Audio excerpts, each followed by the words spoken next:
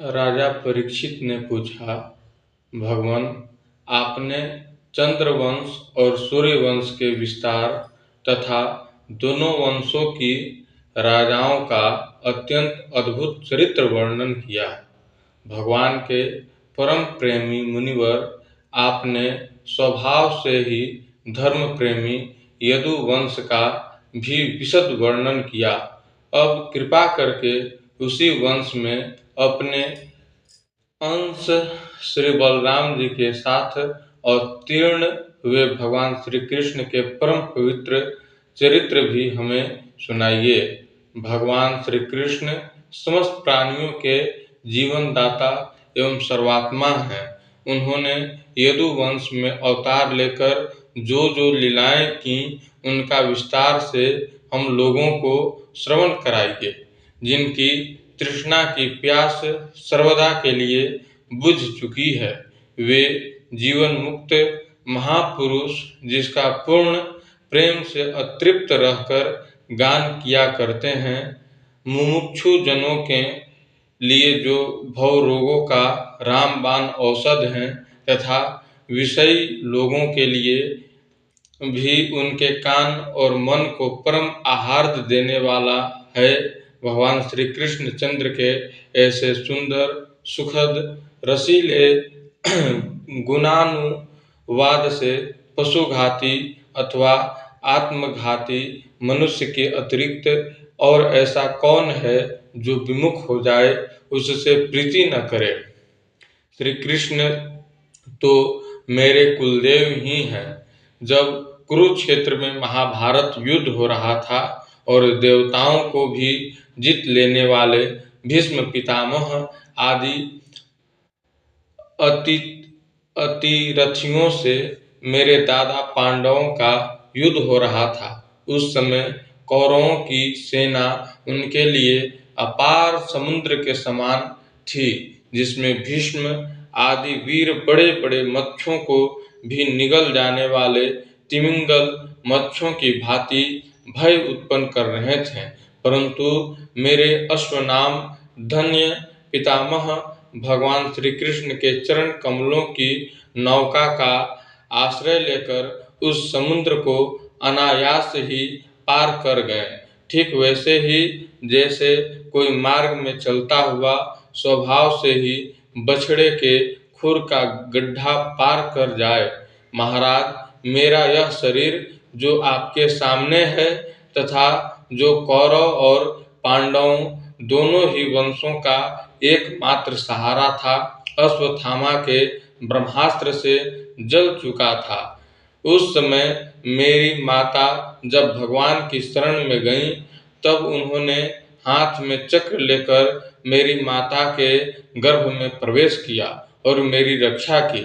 केवल मेरी ही बात नहीं, वे समस्त शरीरधारियों के भीतर आत्मा रूप से रहकर अमृत तत्व का दान कर रहे हैं और बाहर काल रूप में रहकर मृत्यु का मनुष्य के रूप में प्रतीत होना, यह तो उनकी एक लीला है। आप उन्हीं की ऐश्वर्य और माधुर्य से परिपूर्ण लीलाओं का वर्णन कीजिए। भगवान, आपने अभी बतलाया था कि बलराम जी रोहिणी के पुत्र थे। इसके बाद देवकी के पुत्रों में भी आपने उनकी गणना की। दूसरा शरीर धारण किए बिना दो माताओं का पुत्र होना कैसे संभव है? असुरों को मुक्ति देने वाले और भक्तों को प्रेम वितरण करने वाले भगवान श्री कृष्ण अपने वात्सल्य स्नेह से भरे हुए पिता का घर छोड़कर ब्रज में क्यों चले गए?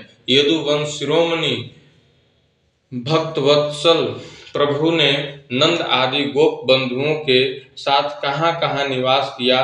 ब्रह्मा और शंकर का भी शासन करने वाले प्रभु ने ब्रज में तथा मधुपुरी में रहकर कौन कौन सी लीलाएं की? और महाराज, उन्होंने आपकी माँ के भाई अपने मामा कंस को अपने हाथों क्यों मार डाला? वह मामा होने के कारण उनके द्वारा मारे जाने योग्य तो नहीं था। मनुष्याकार सच्चिदानंदमय विग्रह प्रकट करके द्वारकापुरी में यदुवंशियों के साथ उन्होंने कितने वर्षों तक निवास किया और उन सर्वशक्तिमान प्रभु की पत्नियां कितनी थीं।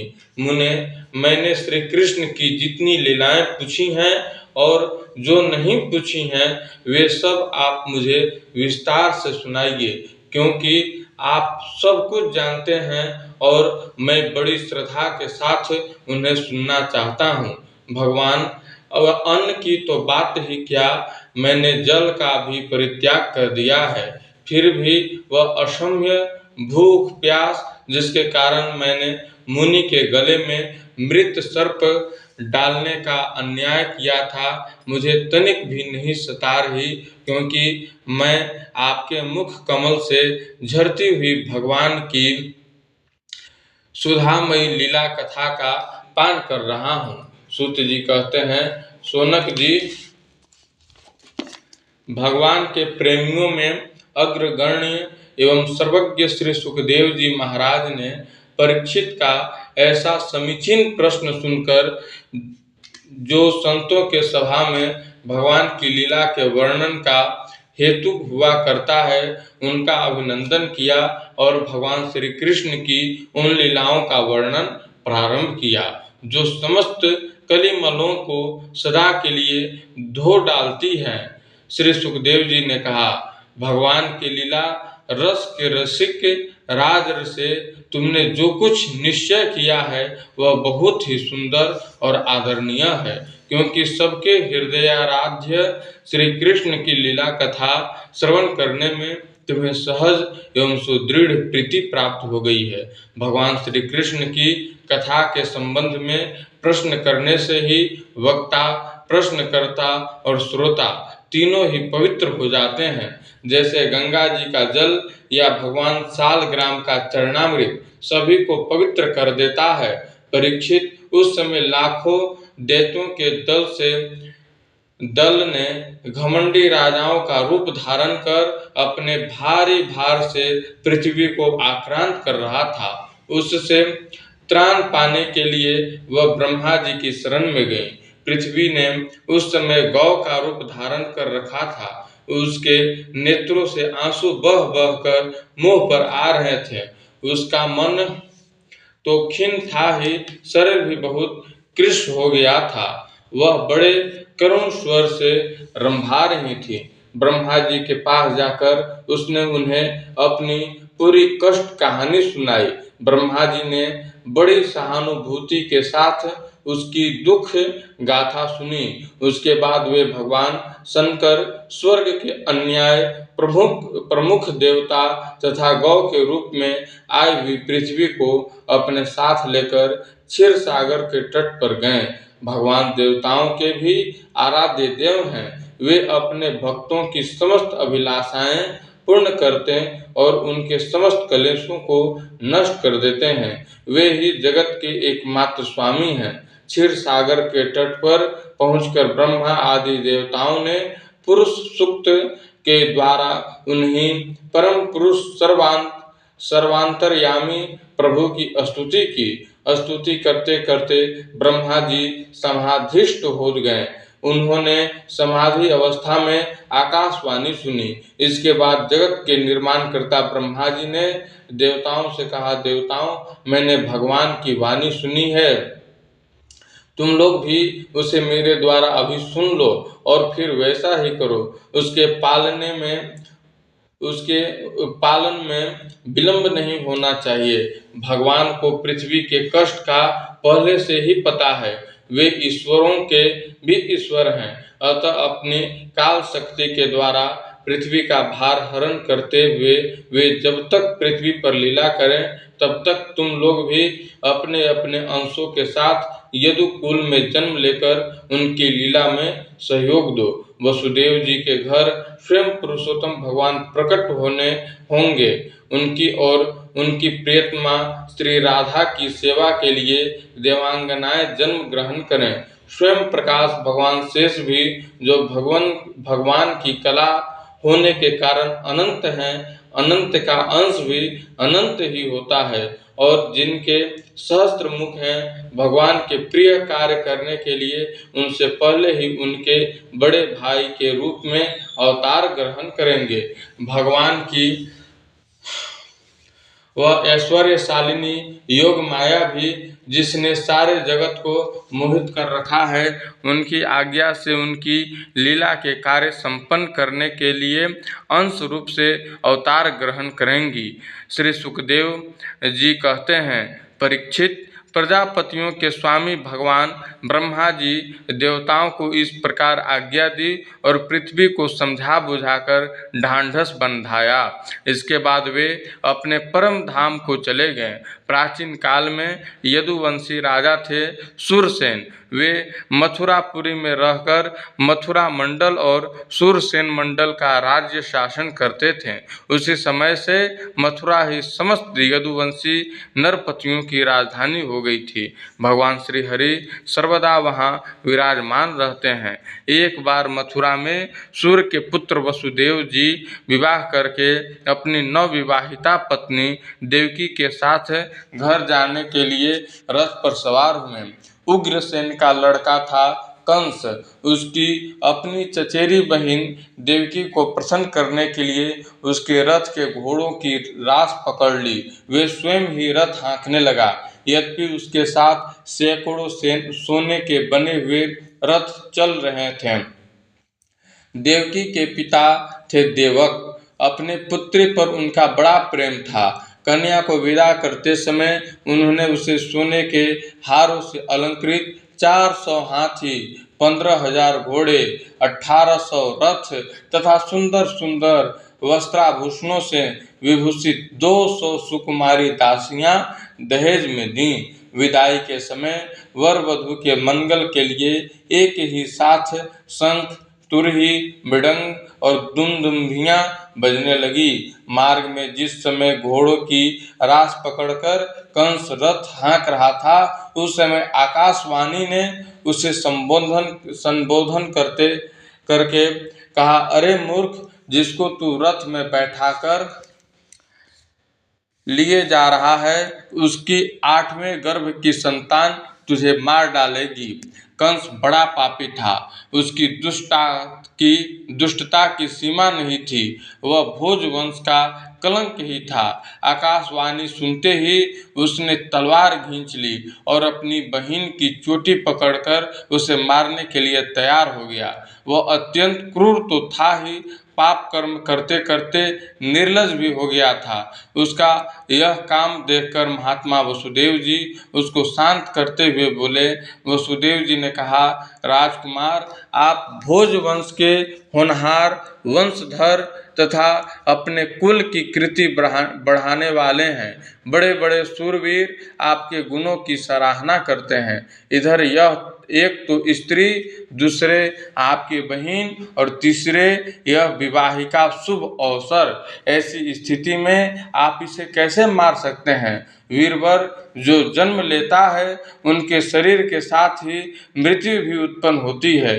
आज हो या 100 वर्ष के बाद जो प्राणी है उसकी मृत्यु होगी ही। जब शरीर का अंत हो जाता है तब जीव अपने कर्म के अनुसार दूसरे शरीर को ग्रहण करके अपने पहले शरीर को छोड़ देता है। उसे विवश होकर ऐसा करना पड़ता है। जैसे चलते समय मनुष्य एक पैर जमाकर ही दूसरा पैर उठाता है, और जैसे जोंक किसी अगले तिनके को पकड़ लेती है तब पहले के पकड़े हुए तिनके को छोड़ती है, वैसे जीव भी अपने कर्म के अनुसार किसी शरीर को प्राप्त करने के बाद ही इस शरीर को छोड़ता है। जैसे कोई पुरुष जागृत अवस्था में राजा के ऐश्वर्य को देखकर और इंद्रादि के ऐश्वर्य को सुनकर उसकी अभिलाषा करने लगता है और उसका चिंतन करते करते उन्हीं बातों में घुल मिलकर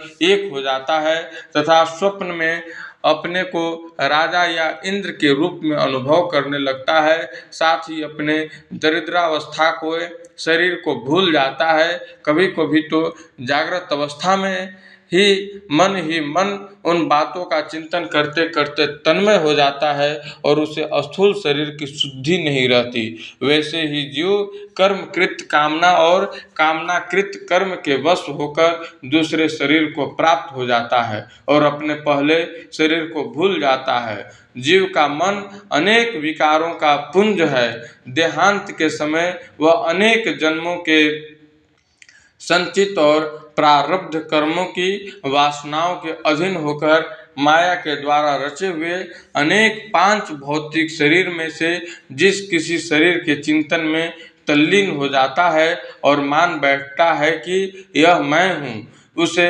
वही शरीर ग्रहण करके जन्म लेना पड़ता है। जैसे सूर्य, चंद्रमा आदि चमकीली वस्तुएं जल से भरे हुए घड़ों में या तेल आदि तरल पदार्थों में प्रतिबिंबित होती हैं और हवा के झोंके से उनके जल आदि के हिलने डुलने पर उनमें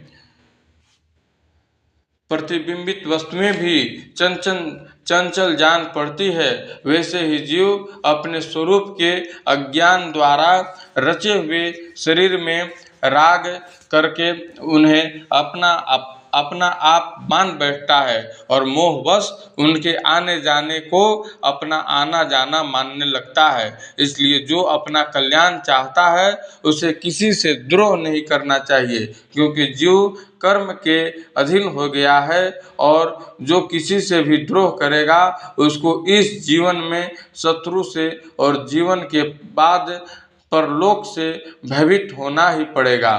कंस, यह आपकी छोटी बहन और अभी बच्ची और बहुत दीन है। यह तो आपकी कन्या के समान है। इस पर अभी अभी इसका विवाह हुआ है। विवाह के मंगल चिन्ह भी इसके शरीर पर से नहीं उतरे हैं।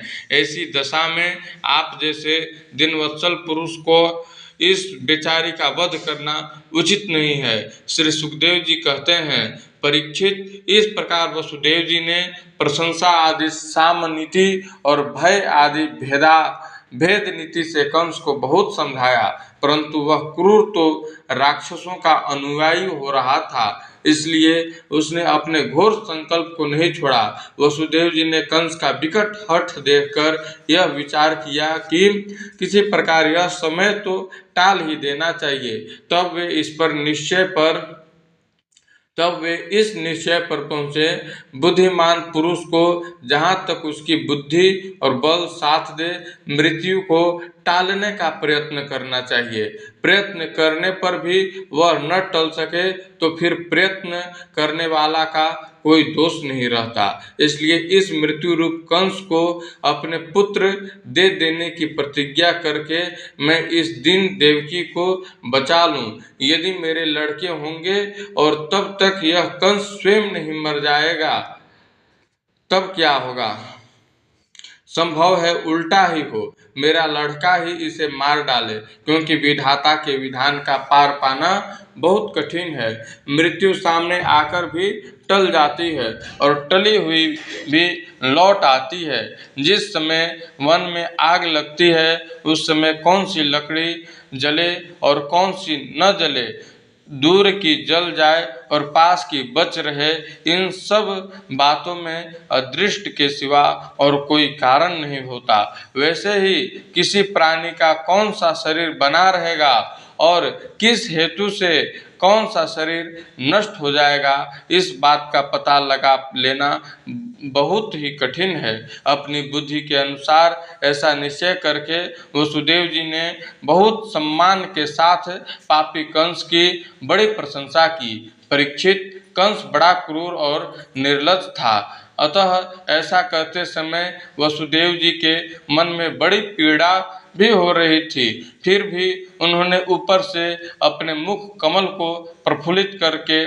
हंसते हुए कहा। वसुदेव जी ने कहा, सौम्य, आपको देवकी से तो कोई भय है नहीं, जैसा कि आकाशवाणी ने कहा भय है पुत्रों से, सो इसके पुत्र मैं आपको लाकर सौंप दूंगा। श्री सुखदेव जी कहते हैं, परीक्षित, कंस जानता था कि वसुदेव जी के वचन झूठे नहीं होते और इन्होंने जो कुछ कहा है वह युक्ति संगत भी है, इसलिए उसने अपने बहन देवकी को मारने का विचार छोड़ दिया। इससे वसुदेव जी बहुत प्रसन्न हुए और उसकी प्रशंसा करके अपने घर चले आए। देवकी देवकी बड़ी सती साध्वी थी। सारे देवता उसके शरीर में निवास करते थे। समय आने पर देवकी के गर्भ से प्रतिवर्ष एक एक करके 8 पुत्र तथा एक कन्या उत्पन्न हुई। पहले पुत्र का नाम था कीर्तिमान। वसुदेव जी उसे लाकर कंस को दे दिया। ऐसा करते समय उन्हें कष्ट तो अवश्य हुआ, परंतु उससे भी बड़ा कष्ट उन्हें इस बात का था कि कहीं मेरे वचन झूठे न हो जाएं। परीक्षित, सत्यसंध पुरुष बड़े से बड़ा कष्ट भी सह लेते हैं। ज्ञानियों को किसी बात की अपेक्षा नहीं होती। नीच पुरुष बुरे से बुरा काम भी कर सकते हैं, और जो जितेंद्रिय हैं, जिन्होंने भगवान को हृदय में धारण कर रखा है, वे सब कुछ त्याग सकते हैं। जब कंस ने देखा कि वसुदेव जी का अपने पुत्र के जीवन और मृत्यु में सम्मान भाव है एवं वे सत्य में पूर्ण निष्ठावान भी हैं, तब वह बहुत प्रसन्न हुआ और उनसे हंसकर बोला, वसुदेव जी, आप इस नन्हे से सुकुमार बालक को ले जाइए। इससे मुझे कोई भय नहीं है, क्योंकि आकाशवाणी ने तो ऐसा कहा था कि देवकी के 8वें गर्भ से उत्पन्न संतान के द्वारा मेरी मृत्यु होगी। वसुदेव जी ने कहा, ठीक है, और उस बालक को लेकर वे लौट आए। परंतु उन्हें मालूम था कि कंस बड़ा दुष्ट है और उसका मन उसके हाथों में नहीं है, वह किसी क्षण बदल सकता है, इसलिए उन्होंने उसकी बात पर विश्वास नहीं किया। परीक्षित, इधर भगवान नारद कंस के पास आए और उससे बोले कि कंस, व्रज में रहने वाले नंद आदि गोप, उनकी स्त्रियां, वसुदेव आदि वृष्णि वंशी यादव, देवकी आदि यदु वंश की स्त्रियां और नंद वसुदेव दोनों के सजातीय बंधु बांधव और सगे संबंधी सब के सब देवता हैं, जो इस समय तुम्हारी सेवा कर रहे हैं, वे भी देवता ही हैं। उन्होंने यह भी बतलाया कि दैत्यों के कारण पृथ्वी का भार बढ़ गया है, इसलिए देवताओं की ओर से अब उनके वध की तैयारी की जा रही है। जब देव ऋषि नारद इतना कहकर चले गए, तब कंस को यह निश्चय हो गया कि यदुवंशी देवता हैं और देवकी के गर्भ से विष्णु भगवान ही मुझे मारने के लिए पैदा होने वाले हैं। इसलिए उसने देवकी और वसुदेव को हथकड़ी बेड़ी से जकड़कर कैद में डाल दिया और उन दोनों से जो जो पुत्र होते गए उन्हें वह मारता गया। उसे हर बार यह शंका बनी रहती कि कहीं विष्णु ही उस बालक के रूप में न आ गया हो। परीक्षित, पृथ्वी में यह बात प्रायः देखी जाती है कि अपने प्राणों का ही पोषण करने वाले लोभी राजा अपने स्वार्थ के लिए माता पिता, भाई बंधु और अपने अत्यंत हितैषी इष्ट मित्रों की भी हत्या कर डालते हैं। कंस जानता था कि मैं पहले काल नेमी असुर था और विष्णु ने मुझे मार डाला था, इससे उसने यदुवंशियों से घोर विरोध ठान लिया। कंस बड़ा बलवान था। उसने यदु, भोज और अंधक वंश के अधिनायक अपने पिता उग्रसेन को कैद कर लिया और सूरसेन देश का राज वह स्वयं करने लगा। प्रेम से बोलिए विष्णु भगवान की जय।